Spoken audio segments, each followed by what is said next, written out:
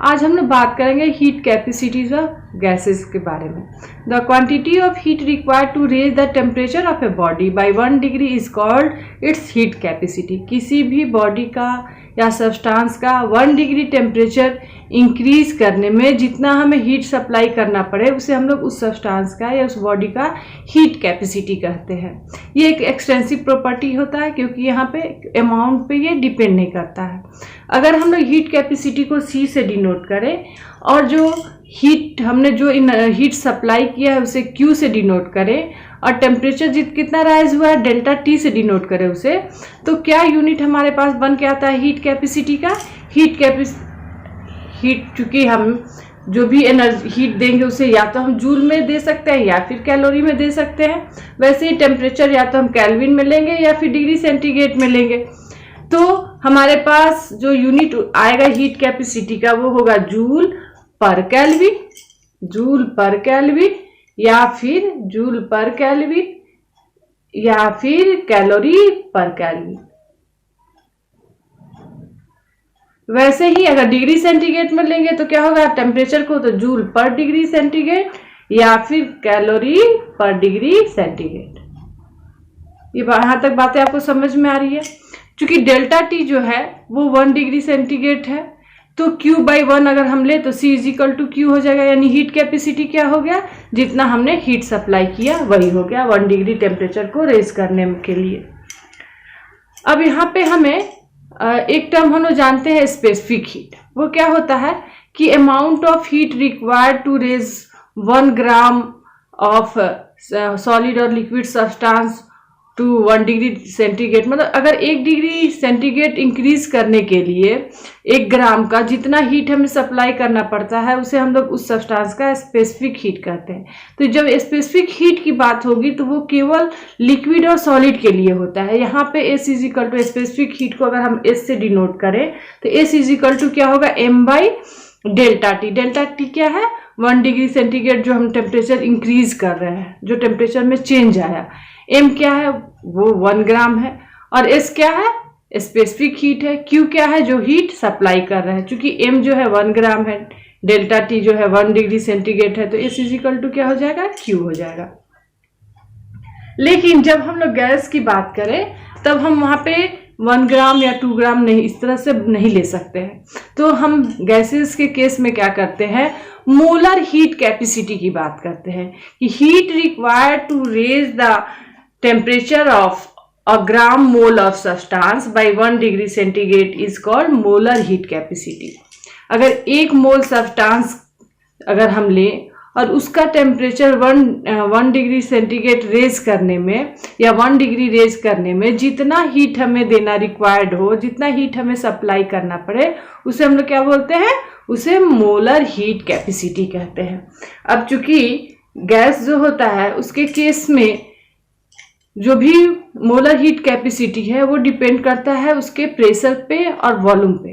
तो हम लोग क्या करते हैं कि हीट कैपेसिटी को देखते हैं एक बार वॉल्यूम को कांस्टेंट करके और एक बार प्रेशर को कांस्टेंट करके। तो इस तरह से गैस के केस में 2 तरह का हीट कैपेसिटी हो जाएगा।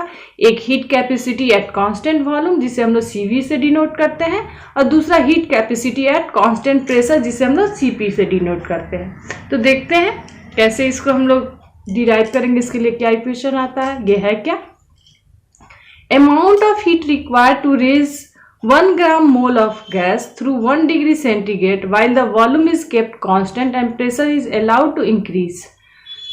जो भी हीट रिक्वायर्ड हो, अगर हम 1 मोल लेते हैं किसी गैस का, उसको 1 डिग्री सेंटीग्रेड उसका टेम्परेचर इंक्रीज करने के लिए जितना भी हीट रिक्वायर्ड होता है उसे हम लोग क्या कहते हैं, हीट कैपेसिटी कहते हैं।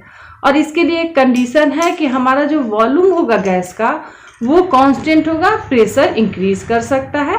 इसको हम लोग CV से डिनोट करते हैं। Let 1 mole of gas at temperature T। अगर हम लोग मान लेते हैं कि हमारे पास जो गैस है उसका टेम्परेचर T है, तो हम लोग जानते हैं उसके लिए हम लोग काइनेटिक एनर्जी क्या होगा, ½ mv²। और N हमने लिया है 1 मोल के है, N = 1 है। यहाँ पे काइनेटिक एनर्जी = क्या हो जाता है, ½ mn_v²। और काइनेटिक थ्योरी से हम लोग जानते हैं कि Pv = 1/3 mn_v² होता है। ऐसा हम लोग काइनेटिक थ्योरी में ये हम लोगों ने डिराइव किया था। अगर हम इस क्वांटिटी को पीवी को इसको हम लोग चाहें तो ऊपर 2 से मल्टीप्लाई भी कर सकते हैं और 2 से डिवाइड भी कर सकते हैं। अगर ऐसा करते हैं तो ऐसा नहीं हुआ, कोई चेंज यहाँ पे हम नहीं कर रहे हैं, तो ऐसा हम करके इसको अगर एडजस्ट करके लिखना चाहे तो लिख सकते हैं 2/3 half mn_v² RT। PV is equal to RT होता है, आइडियल गैस इक्वेशन सब लोग जानते हैं। तो ऐसा 1 मोल के लिए तो वही हमने क्या किया है, PV is equal to RT भी यहाँ पे पुट कर दिया है एक ही स्टेप में। ठीक है, तो अब हम जानते हैं कि ये क्या है, ये काइनेटिक एनर्जी है।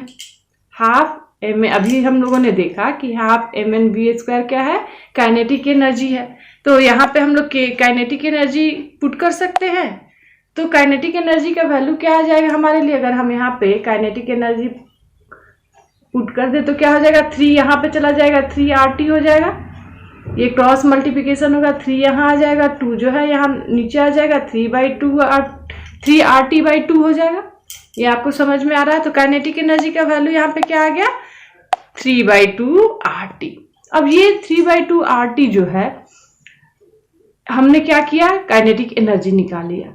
मान लीजिए कि इसके बाद हमने टेम्परेचर को रेज किया 1 डिग्री सेंटीग्रेड, तो क्या हो गया, नया जो टेम्परेचर हमारे पास आया वो T+1 हो जाएगा। और अगर सेकेंड काइनेटिक एनर्जी हम निकालना चाहें तो वो कैसे निकलेगा, सारा चीज आर तो गैस कांस्टेंट है, कांस्टेंट ही है, केवल टेम्परेचर पे डिपेंड कर रहा है हमारा काइनेटिक एनर्जी। इस इक्वेशन को देख के हम समझ सकते हैं कि ये पूरा काइनेटिक एनर्जी जो है केवल टेम्परेचर पे डिपेंड कर रहा है, क्योंकि और सब जो भी अमाउंट है ये तो कांस्टेंट है। तो टेम्परेचर को अगर हमने 1 डिग्री सेंटीग्रेड चेंज कर दिया तो सेकेंड जो काइनेटिक एनर्जी होगा, इसके बाद जो काइनेटिक एनर्जी गैसेस मॉलिक्यूल्स की होगी वो क्या होगी, 3/2 R इंटू T+1 इसको T+1 हो जाएगा, क्योंकि टेम्परेचर को हमने 1 डिग्री रेज कर दिया है। अब डेल्टा के ही निकालेंगे, यानी कि जो भी चेंज इन काइनेटिक एनर्जी होगा वो क्या होगा, सेकेंड काइनेटिक एनर्जी, यानी कि काइनेटिक एनर्जी जो 1 डिग्री टेम्परेचर रेज करने के बाद हुआ है, माइनस जो पहले था काइनेटिक एनर्जी 1। तो इसके लिए हम क्या करेंगे, कुछ नहीं है, सेकेंड टाइम में क्या आया है हमारे पास, काइनेटिक एनर्जी का वैल्यू जो है 3/2 R T+1 है, और पहले क्या है 3/2 RT। तो दोनों में हमारे पास क्या हो जाएगा, 3/2 RT जो है कॉमन हो जाएगा। यहाँ पे अगर हम R से मल्टीप्लाई कर ले, 3/2 RT + R, इस तरह से हम इसको सॉल्व कर सकते हैं, इस तरह से हम इसको सॉल्व कर सकते हैं। तो ये 3/2 RT और ये 3/2 RT कैंसिल आउट हो जाएगा और हमारे पास बचेगा केवल क्या, 3/2 R। क्या किया हमने, 3/2 को RT और R दोनों से मल्टीप्लाई कर दिया, तो क्या आ गया हमारे पास, 3/2 RT + 3/2 R और माइनस 3/2 RT। तो ये 3/2 RT और ये 3/2 RT, ये प्लस है ये माइनस है, कैंसिल आउट हो जाएगा। तो काइनेटिक एनर्जी के लिए हमारे पास क्या वैल्यू आ गया, kinetic energy delta change in kinetic energy is equal to 3/2 R। अब ये जो हम एनर्जी दे रहे हैं, जो भी हम हीट सप्लाई कर रहे हैं कांस्टेंट वॉल्यूम पे, वो यूज क्या में हो रहा है, तो वो यूज हो रहा है गैसियस मॉलिक्यूल्स के टेम्परेचर को इंक्रीज करने में। अगर टेम्परेचर इंक्रीज हो रहा है गैसियस मॉलिक्यूल्स का, यानी कि उसका काइनेटिक एनर्जी भी इंक्रीज हो रहा है। तो CV इज इक्वल टू क्या आया हमारे पास, हीट कैपेसिटी हमने देखा था कि क्या था, वो Q के बराबर था, जो भी हम हीट सप्लाई कर रहे थे उसके बराबर था, और CV इज इक्वल टू क्या आ गया हमारे पास, 3/2 R। यहां से हमारे पास CV इज इक्वल टू क्या आ गया, 3/2 R। और ये जो है मोनोएटॉमिक गैस के लिए ट्रू होता है, लेकिन अगर गैस जो है मोनोएटॉमिक नहीं है तो वहां एक और फैक्टर आके ऐड हो जाता है, CV is equal to 3/2 R + X हो जाता है, जो कि हम सारे गैस के लिए ये ट्रू होता है। मोनोएटॉमिक गैस के लिए जो ये X का वैल्यू होता है ये 0 हो जाता है, क्योंकि X जो है एक ऐसा फैक्टर है जो वाइब्रेशनल और रोटेशनल मोशन पे डिपेंड करता है। Degree of factor depends upon the vibrational and rotational degree of freedom, और वाइब्रेशनल और रोटेशनल डिग्री ऑफ फ्रीडम जो है वो मोनोएटॉमिक गैस के लिए नहीं होता है, क्योंकि यहाँ पे केवल और केवल मोनोएटॉमिक गैस में ट्रांसलेशनल मोशन होता है, इसलिए ये 0 हो जाता है। तो मोनोएटॉमिक गैस CP क्या है, The amount of heat required to raise the temperature of 1 gram mole of a gas through 1 degree centigrade, the pressure remaining constant while the volume is allowed to increase. It is denoted by Cp. Heat capacity at constant pressure जब gas की बात कर रहे हैं तो अगर हम लोग 1 मोल ऑफ गैस लें और जिसका टेम्परेचर हम लोग 1 डिग्री से इंक्रीज करें 1 डिग्री सेंटीग्रेड से, तो इस समय कांस्टेंट प्रेशर पे जितना हीट हमें सप्लाई करना पड़ेगा, जितना हीट की रिक्वायरमेंट होगी, उसे हम लोग क्या कहते हैं, molar heat capacity at constant pressure. इसे हम लोग Cp से डिनोट करते हैं। यहाँ पे क्या हो रहा है, हम लोग चूँकि वॉल्यूम को इंक्रीज करने के लिए अलाउ करते हैं तो एक वर्क डन हो रहा है। जो भी हम लोग हीट सप्लाई कर रहे हैं वो दो चीज़ में यूज हो रहा है। पहला, गैसियस मॉलिक्यूल के काइनेटिक एनर्जी को इंक्रीज करने के लिए, जो कि कितने के बराबर होगा, अभी तुरंत हम लोगों ने देखा 3/2r + x के बराबर होगा। और दूसरा, चूँकि यहाँ पे वर्क डन हो रहा है, वर्क डन किस में हो रहा है, एक्सपेंशन हो रहा है। हम वॉल्यूम अलाउ कर रहे हैं इंक्रीज करने के लिए गैस का, तो क्या हो रहा है, गैस का अगर वॉल्यूम इंक्रीज कर रहा है तो कैसे करेगा, वर्क डन होगा तभी इंक्रीज हो सकता है। तो अगर मान लीजिए कि जो वॉल्यूम इंक्रीज किया है वो डेल्टा V है और इनिशियल जो हमारा प्रेशर था गैस का वो P था और इनिशियल जो वॉल्यूम था गैस का वो V था। 1 मोल की हम बात कर रहे हैं तो N यहाँ पे क्या हो जाएगा, 1 हो जाएगा। और आइडियल गैस इक्वेशन से हम लोग जानते हैं कि PV = RT होता है। तो इनिशियली PV = क्या हो जाएगा, RT, और चूंकि N 1 है, 1 मोल की हम बात कर रहे हैं, और जब हम टेम्परेचर 1 डिग्री सेंटीग्रेड इंक्रीज कर देंगे तब T = क्या हो जाएगा, T+1, और V क्या हो जाएगा, V + डेल्टा V। तो उस केस में PV क्या हो जाएगा, PV क्या है, work done, PV P work done P × V + delta V, volume जो है डेल्टा V से इंक्रीज किया है, और R × T+1, टेम्परेचर जो है 1 डिग्री से इंक्रीज किया है। अगर हम लोग इसको इक्वेशन 1 मान लें, इसे इक्वेशन 1 मान लें और इसे इक्वेशन 2 मान लें, तो क्या होगा, अब हमें क्या करना है कि 1 में से 2 को सब्सट्रैक्ट कर देना है। इस 1 में से 2 को सब्सट्रैक्ट कर देंगे तो क्या होगा, PV = RT है, और इसमें से हम अगर माइनस कर दे PV + P delta V = RT + R, ऐसा होगा। तो RT कैंसिल हो जाएगा, PV कैंसिल हो जाएगा, हमारे पास बचेगा क्या, P × डेल्टा V = R। समझ में आ रहा है आपको क्या कर रहे हैं हम, PV = RT है, इसमें से हम क्या करें, इसको सब्सट्रैक्ट कर रहे हैं PV, इसको हम ओपन कर दे रहे हैं PV + = RT, और यहाँ पे हम लिख रहे हैं PV + P डेल्टा V हमने ओपन कर दिया केवल RT + R होगा। इसको अगर इस ब्रैकेट को हम ओपन करें तो सब्सट्रैक्ट करने पे सारा ये माइनस हो जाएगा, ये माइनस हो जाएगा, कैंसिल आउट हो जाएगा, हमें बचेगा क्या, हमारे पास PV = R। ठीक है, तो यही किया हमने, P × डेल्टा V = R आया है। डेल्टा V क्या है, चेंज इन वॉल्यूम है। तो टोटल जो एनर्जी इंक्रीज किया वो क्या हो गया, Cp = 3/2R + x, ये काइनेटिक एनर्जी के लिए हमारे पास पहले से आया हुआ था ये इक्वेशन, प्लस वर्क डन जो हुआ है, वर्क डन कितने के बराबर हुआ, P × डेल्टा V = R, इस R के बराबर हुआ है। तो Cp = हमें क्या मिलेगा, 5/2R, 3/2R + R अगर ऐड करेंगे तो 3R + 2R/2 होगा पूरे को, तो 5/2R आ जाएगा।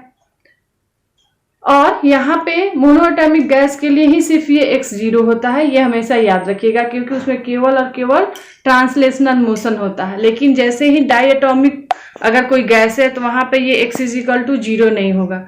कोई भी डाई या पॉली किसी के लिए भी अगर ये वैल्यू आएगा तो Cp = क्या होगा, 5/2R + x हो जाएगा। और Cp/Cv जो होता है उसके रेशियो को हम लोग कहते हैं स्पेसिफिक हीट रेशियो, जिसे हम लोग गामा से डिनोट करते हैं। तो अगर इसका वैल्यू हम निकालें तो क्या हो जाएगा, 5/2R + x/3/2R + x, ये वैल्यू आएगा। तो इसके बाद सारा कैंसिल आउट हो जाएगा। अगर हम मोनोएटॉमिक की बात करें, x इजिकल टू 0 रख दें तो क्या हो जाएगा, r कैंसिल आउट हो जाएगा, 2 कैंसिल आउट हो जाएगा, हमारे पास क्या बचेगा 5/3, जो कि कितने के इक्वल होगा 1.667 के। यानी कि अगर गामा की बात करें मोनोएटॉमिक गैस के लिए तो वो वैल्यू होगा 1.667। वैसे ही अगर हम डाई एटॉमिक की बात करें तो यहाँ पे x इजिकल टू r होता है, तो r को अगर हम लोग पुट कर दें और उसके बाद ये जो रेशियो है गामा का वो हमारे पास आ जाता है 1.40। तो डाई एटॉमिक गैस के लिए गामा का वैल्यू जो होता है 1.4 होता है। वैसे ही फॉर पॉली एटॉमिक के लिए x का वैल्यू जो है अप्रोक्सीमेटली इक्वल होता है 3/2r के। तो यहाँ पे हमारे पास जो गामा का वैल्यू आ जाता है पॉली एटॉमिक का वो ये 1.33 आता है। इन सारे को यूज करके हम लोग क्या कर सकते हैं, डिटरमाइन कर सकते हैं एटॉमिसिटी कितना है किसी भी मॉलिक्यूल का। और gamma Cp minus Cv is equal to R होता है। कैसे होता है ये भी कभी कभी प्रूफ करने के लिए आता है। तो Cp इज इक्वल टू हम लोगों ने देखा था 5/2R था और Cv इज इक्वल टू क्या था 3/2R था। मोनोएटॉमिक के केस में x इज इक्वल टू चूंकि 0 हो जाएगा उस समय। तो अगर हम इसको माइनस करें तो हमारे पास क्या आ जाएगा, Cp minus Cv is equal to R।